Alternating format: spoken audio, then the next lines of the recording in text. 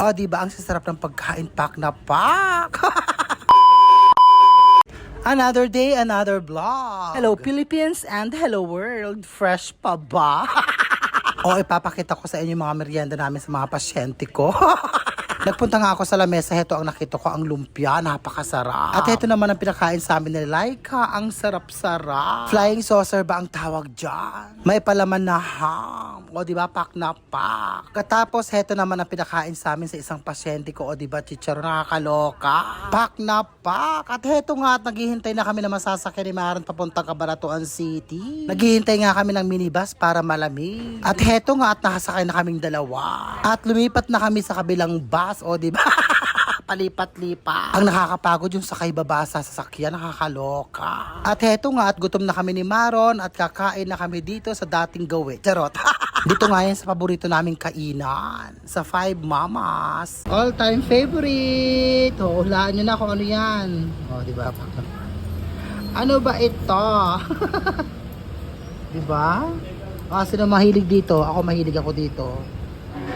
Sibuyas, nasa ibabaw.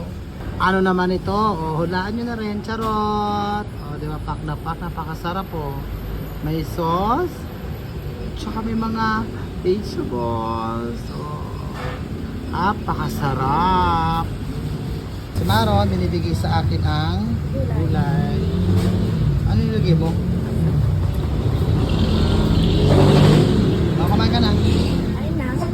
Sarap? Kasi mainit to. Init?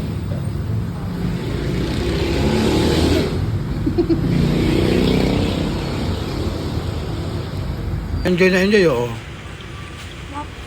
Harap?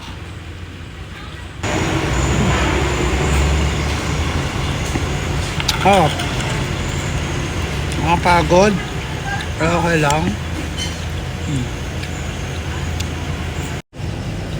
Harap. Maantay, oh.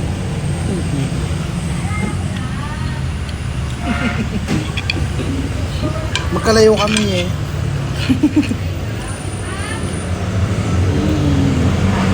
Oh?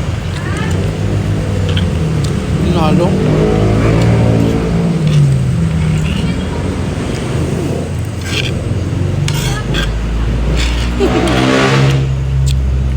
Hindi na ako makapagsalita.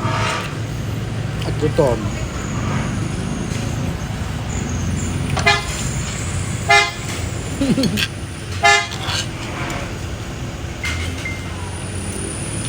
Ingat.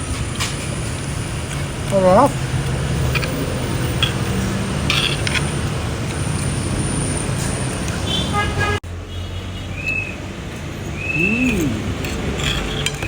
Thank you for watching. I love you all and I thank you.